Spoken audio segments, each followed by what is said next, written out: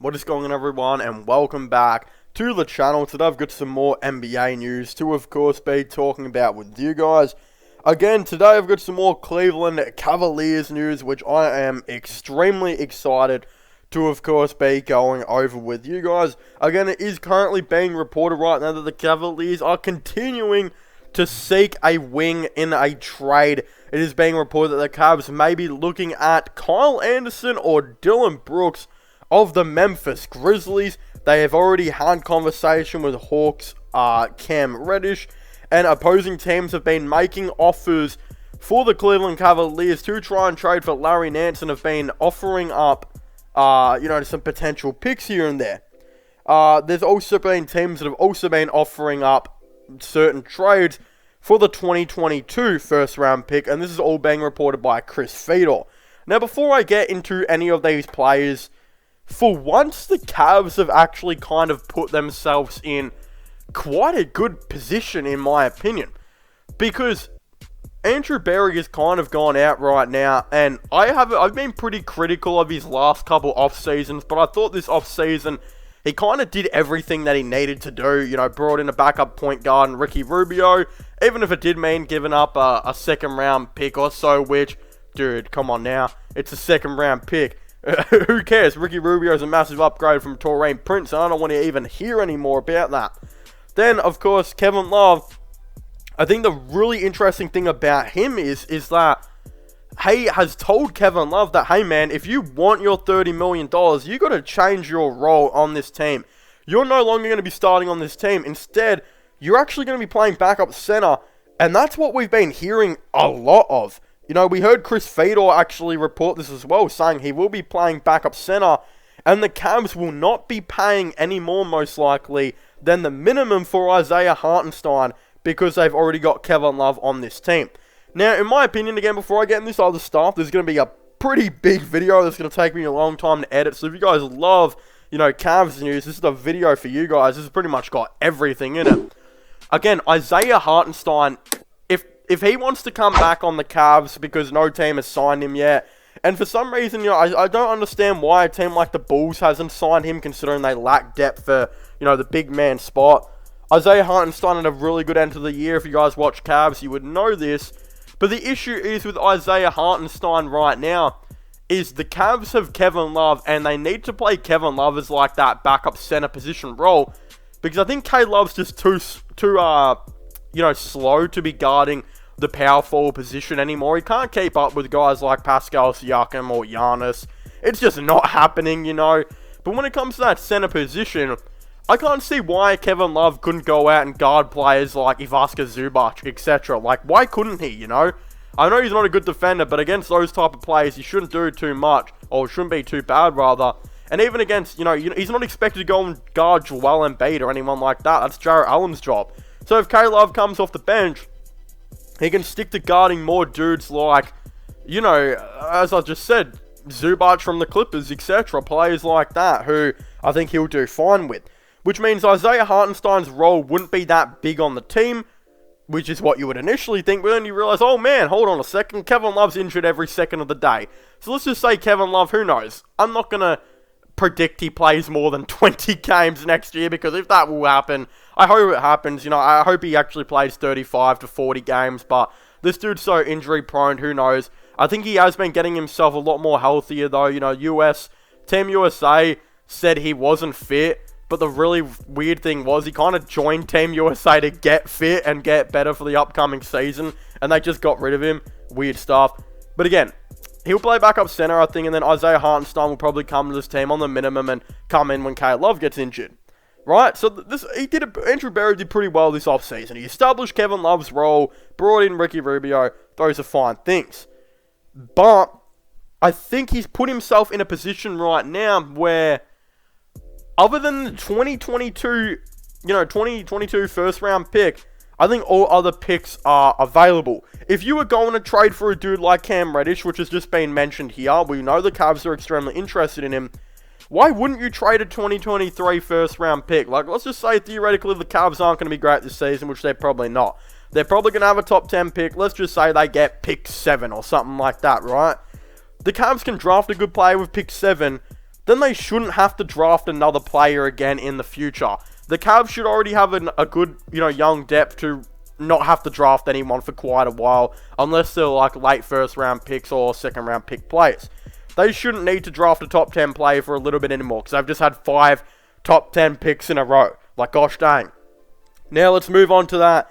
Trading 2023 first round pick for Cam Reddish, I think would make a lot of sense, because the Cavs will probably be a bit better that season, and probably that pick will be like pick 15, which means the Hawks can use that to go ahead and trade for someone else or something like that, and they don't have to pay Cam Reddish, right? Cam Reddish to the Cavs, I think, makes a lot of sense, and if they can trade up the 2023 first round pick to get Cam Reddish, that'd be a W for the Cavs and a W for the Hawks, as the Hawks can get something out of a player they don't want to pay at the moment, and the Cavs can get something. They can get a move out of, drafting a top 10 player for the first time in 5 years and whatnot. But, as Chris Fedor is reporting right now, the Cavs are interested in trading the 2022 first round pick. And I feel like that's a mistake. I know you've drafted Garland, Sexton, Okoro, and Mobley in the top 10 the last 4 years. But I wouldn't mind another top 10 picked player to come into this team. But I think that's the last one you need. But I think it's like in the border. You're in the border of trading trading away that pick.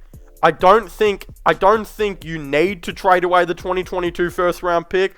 But I also don't think it'd be the worst thing in the world to do it. But I think you'd have to be pretty confident in what you're getting back if you were to trade, for that pick. And maybe, who knows, Cam Reddish might be that guy.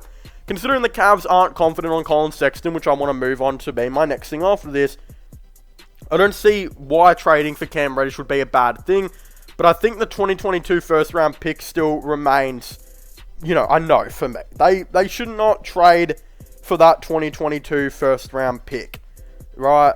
Trade away that 2022 first round pick rather. They could trade away their 2023. That's what I'm saying. 2023 and up should be all up for trade right now for players like Cam Reddish, because they could be really good players for your team. But when I move on to Colin Sexton right now, a lot of you guys have been watching my channel for a while, and I'm going to say that when I first started watching Colin Sexton, I loved Sexton. I thought he was a great player, great scorer, really good for this team because he showed a lot of grit and grind and something the team didn't really have. And I think when we drafted Garland, I was a bit like, oh, dude, I don't know, Sexton's pretty good. He can develop into a good playmaker in the future. And then Garland had a terrible season. I was like, yo, why would they draft another guard? Sexton's going to be amazing. And then Garland's second season arrived, and he played insane basketball and looks to be the future of Cleveland. And if you watch Cavs games regularly, one thing you'll notice is that Garland and Sexton don't really work that well together, and the Cavs operate better as a team when Garland doesn't have Sexton alongside with him. Again, the thing is, Sexton, there's an issue with him where I would love to have him on the team, but I still think he's going to be a 6-man in the future or a Donovan Mitchell type player. But the issue is that I don't think the Cavs can afford to have a Donovan Mitchell type player when they've already got a point guard that's not a great defender in the first place. The reason the Jazz worked so well is because they had Mike Conley and, of course, Ricky Rubio, who were great defenders in their prime for the Jazz, which worked well with Donovan Mitchell. But that's not the case with Sexton. He's got Darius Garland, who's not a good defender. I think Sexton either needs to come off the bench and take a bit of a pay cut, or he's going to get traded. Because Sexton already doesn't work well for this team. He's a great player, but chemistry-wise, it's not that good. And apparently, he's wanting a max. Look, if the Cavs could sign Sexton for maybe 18 to 23 million a year, I'd be happy with that. But this dude wants a max. Colin Sexton wants a max. And I know he puts up a lot of points, but sometimes he hinders the team. A lot of there are rumors that players go around calling the Cavaliers, saying that telling them on the court that he's not going to pass you the ball right, and which is implying that Sexton is a hog. And look, there are times that Sexton is a hog, and some people say that Sexton's a hog because he's got no players to pass the ball to. That's incorrect. There are players to pass the ball to, especially this season now when you should have a healthy Kevin Love as like your big 3-point shooter. Etc. Dillon Windler should be much better this season. Darius Garland, etc. Sexton should have some more catch and shoot players to operate with this season. But will he actually pass him the ball? I guess we'll have to see. I don't know. Should Sexton be traded? I guess it would be a big opinion to kind of go forward because, again, look, it's a hard conversation to have. In my opinion, yes, Sexton can be a ball hog, but will he grow out of that? I hope he does, and I think he could. But then that doesn't answer the question that this dude still wants a lot of money, and he's not worth $30 million. So there's a lot of issues to kind of work around with Colin Sexton. But getting that all out of the way, the two players that I mainly want to talk about for this video are actually Kyle Anderson and Dillon Brooks. Now, I am a huge fan of Dillon Brooks, but I will talk about him second. Now, let's look at Kyle Anderson for a second. Kyle Anderson's a funny play because I always thought he was such a meme because I couldn't understand why the Grizzlies signed this player who never showed anything in the first place to a 3-year, $9 million per year type deal. I was like, just what are they doing? Like, Anderson was a dude that guarded small forward that was a liability on the court at times, was a pretty bad three-point shooter that, in my opinion, didn't really show that he could be too much of a good player. But they signed him to that deal, and I still think it was kind of poor management at the time, because I think it was a big gamble. But wow, has Kyle Anderson kind of, he's kind of made sure that he's worth it. Like, this dude took 6 years, really, 6 or 7 years to develop into a good player. I mean, when he got signed to that deal, he was averaging like 8 points per game, and then the next season he was averaging 5.8. But this season, he shot 36% from 3, 12.4 points per game, 3.6 assists, and 5.7 rebounds. But his defense was elite, and he was able to start, of course, at that small forward position for the Memphis Grizzlies. And then when Jaren Jackson got injured, he played a bit more power forward.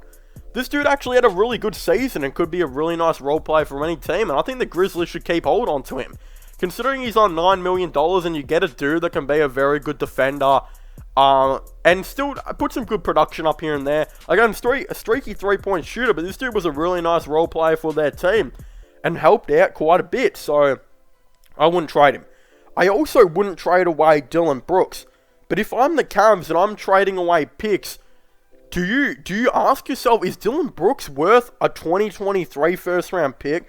Some of you guys might have been like, you might have said to yourself, no, he's not worth a 2023 first-round pick, right? He's not worth that at all. How can you call a role player like Dillon Brooks worth anything? But you got to keep in mind, this dude was the second option on a team that made the playoffs. And he averaged 17 points per game, 2.9 rebounds, 35% from 3 on terrific perimeter defense. Why wouldn't this guy be worth a first round pick maybe in the future? Like, I don't think the Cavs should trade their first round pick, but if they manage to get 2 first round picks out of Colin Sexton, if I'm the Cavs, if the Memphis Grizzlies said to me, alright, we'll give you Dillon Brooks and you got to give us like Dylan Windler and a first round pick, I'm doing that, dude. I think Dillon Brooks is so underrated. Great perimeter defense and, 17 to 18 points per game while still scoring 35% from 3 at a high volume, might I add. Like, people say, 35% this season, 36% last season. It's not great, but dude, he shoots like 400 threes a year. Like, I think it's underestimated. Then the Cavs can get in a nice shooting guard that can space the floor, doesn't need a lot of touches to be an efficient player, and again, can be just a really good defender for this team as well, and he helps out with that floor spacing.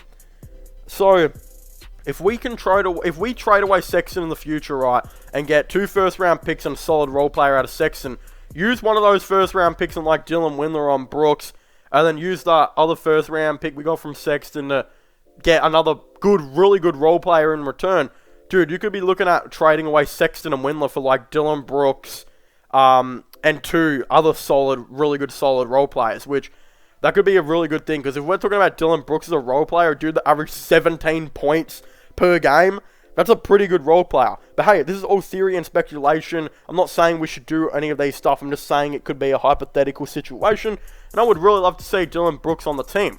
I believe he has 1 year left, which really sucks, because I would genuinely, if Duncan Robinson is getting paid, $20 million a year, and Dillon Brooks is younger than him, believe it or not, Dillon Brooks is only 25. dude, I'm offering Dillon Brooks $20 million a year. I like Dillon Brooks that much. I think he can be, continue to be an absolute great player in this league. He's just such a good team player. And yes, as I look at it right now, he does have a guaranteed contract for 2022/2023, which does really hurt my feelings. But of course, I'd very much like to hear all of your thoughts and opinions on this down below. Please make sure to leave a like and subscribe to the channel for the latest NBA content and NBA news. Of course, don't forget to subscribe to my gaming channel and my IRO/vlog channel. Don't forget to check out my podcast as well, which I will all link them in the description down below. And just comment your thoughts and opinions. Should the Cavs go after any of these players? I didn't even really talk about what they should give for Kyle Anderson. Maybe you guys let me know. What should the Cavs trade up for Kyle Anderson? Of course, I definitely would really like to know. Of course, don't forget to subscribe to all my other channels, my podcast as well, and comment your thoughts and opinions, and subscribe to this channel. And yeah, leave a like, subscribe, and comment, and I'll see you guys next time. Goodbye.